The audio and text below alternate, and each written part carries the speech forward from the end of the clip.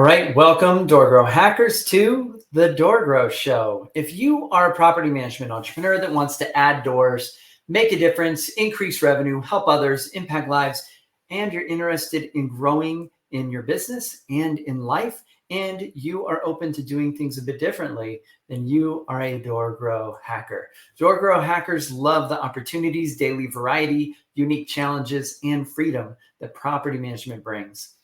Many in real estate think you're crazy for doing it. You think they're crazy for not, because you realize that property management is the ultimate high trust gateway to real estate deals, relationships, and residual income. At DoorGrow, we are on a mission to transform property management business owners and their businesses. We want to transform the industry, eliminate the BS, build awareness, change perception, expand the market, and help the best property management entrepreneurs win. I'm your host, property management growth expert, Jason Hull, the founder and CEO of DoorGrow. Now, let's get into the show. So in today's episode, we're going to continue on this sort of train of thought or this series of talking about the different avatars that we target here at DoorGrow, and basically these different stages of progression in the entrepreneurial journey of property managers. So if you've missed some of the previous episodes in which we've talked about, solopreneurs, pure startups, those that are stuck property managers, transitioning is what we're talking about today. So go back and listen to previous episodes. So today we've talked on previous episodes about pure startups and then graduating into that solopreneur stage of, going from seeker to solopreneur. And the next is transitioning. I call them transitioning property management entrepreneurs because they don't stay in the stage very long. So once you break that 100-door barrier, if you do it in a healthy way, you have basically graduated from that previous sort of sand trap, and you're going to graduate to the next sand trap. And we'll talk about that on another call or another recording. That will be the, kind of the standard property management entrepreneur where they have a legit business at 200 to 400 doors. So you break the 100-door barrier usually within a year or two. If you do it in a healthy way, breaking that 100-door barrier, within a year or two, you're going to be in that next sort of sand trap, typically, that next sort of challenge at 200 to 400 doors. And that's one of the most painful spots to be in. And we'll talk about that in a future episode. So let's talk a little bit about this transition. So say you break 100 doors, you know now how to add doors, most likely. You've done the work. You did something that you can repeat. You figured out, finally, you're figuring out how to get past that first sand trap. You're figuring out how to grow and add doors. And so you've now graduated from being just at that solopreneur sort of status. You've likely hired your first team member or two, and you're focused maybe a little bit on building processes and creating a little leverage for yourself, maybe through assistance or other things. Going from seeker to that stage requires giving up control and trusting others, since that's really difficult for a lot of people. You probably also believe that you still are irreplaceable. You have this irreplaceable position, and you probably still are lying a little bit to yourself internally, saying this sort of kind of idea that no one else can do what I do better than me. Nobody else could do it. It's like it's impossible. I'm so great. No one else could ever be as good as me. But you have now started to believe that at least there's other people out there you could get. And you probably are focused on some of the cheapest people you could get. You're probably hiring VAs, maybe in Mexico or the Philippines. And you've started to let go of a little bit of that control because you're hitting a wall. Like you're hitting a limit in your capacity to focus and spend time on the business, and you're maxing out. So you need some additional help and support. But if you could do it without them, you probably would, because you want to hold it all to yourself, right? Because nobody's going to do it as well as you would do it because you're so great, right?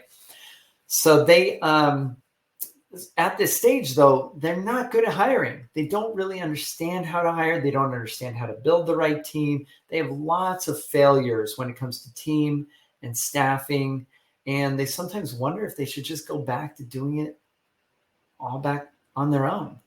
So you've probably thought that. If you're at the stage, you've probably thought, maybe I should just do this myself. It felt easier. Because if I have to tell, I hear this all the time, if I have to tell them to do it, I might as well just do it myself. This is what this kind of category of person says, I might as well just do it myself. So it's a waste of my time. And so they believe there might be this idea, they have this seed thought that there's this idea that they could have leverage somehow. They haven't experienced it fully yet. So they don't quite believe it. So property management entrepreneurs, they don't stay at this level of this transitioning property management entrepreneur in the stage between 0 to 200 doors. They don't stay there for very long. They either make it to the next level or they contract from struggle and attrition. Now, occasionally, you'll see somebody get to they might just break past that 200 door barrier and they figure out how to do it basically almost by themselves. They've got like maybe one assistant. They've really gotten picky about their clients.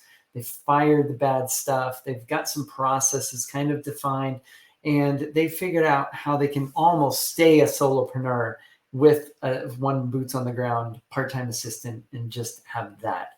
And you'll see people that have these businesses where they can do maybe 200 doors or so.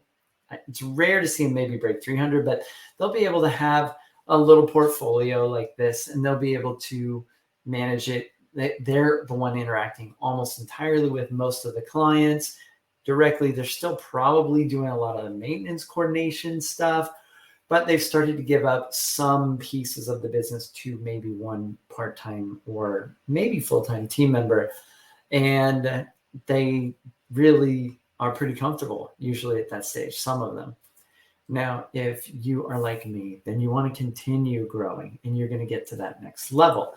So usually they push through this. Once they've started into the transition, they want to fully complete that transition and they move into that next stage where they actually have a whole team.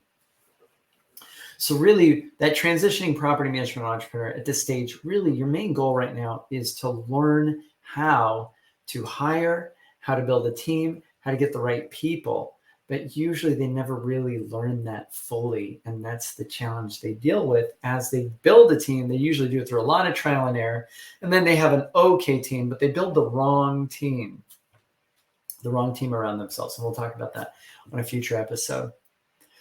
So what we do with clients early on when they start to hire, before they hire, we have them do a time study. We figure out which things energize them and which things drain them, which things are tactical versus strategic. And then we have them offload and build out job descriptions and offload the things that are tactical and energetic drains, minus signs, so they can focus more on the strategic and the plus signs energetically, right?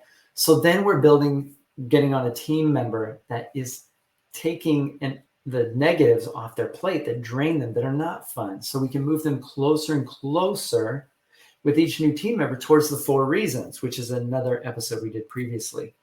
The 4 reasons for having a business, or the main goal to build a business. In building a business is to have it be a vehicle for these 4 reasons, which is fulfillment, freedom, contribution, and support.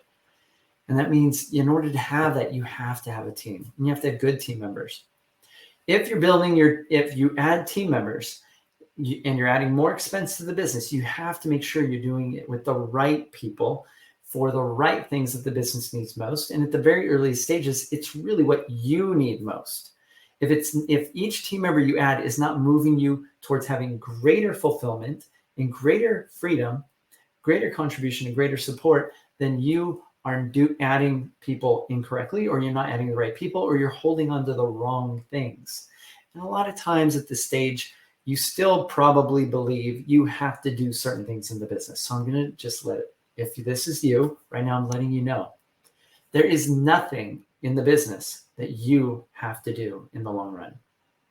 If there's any piece you don't enjoy, you can get somebody else to do it, and they will probably, if you hire the right person, they will be better at it than you, especially if it's something you don't enjoy. And they do. They will be much better at that. And so if you do hiring right, you will build the ultimate team around you. So that's kind of our topic for today, is transitioning property managers. They're in this transitory sort of stage of 1 to 200 doors. I don't see very many people stay in that state for very long. It's usually maybe a year or two max, and then they're usually out of it. So if you're in that stage and it's uncomfortable right now, just keep going. Double down.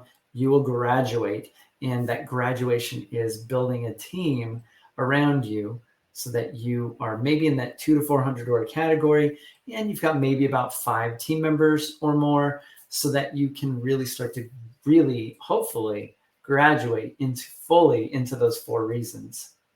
But if you're like most, you've done it wrong. And so we will talk about that on the next episode. So until next time, everybody, to our mutual growth. And if you are looking to add doors, or you're looking to figure out hiring or scale operations, and you want to collapse time dramatically, the number one thing that you can do is invest in yourself and invest in knowledge. That's going to help you collapse time. If you are trying to do it all yourself and think you're the smartest person in the room, and you're trying to read books and watch videos and just learn, you can learn endlessly, but you need to be taking the right actions as quick as possible. And my goal would be, as coach, to help you collapse time on that.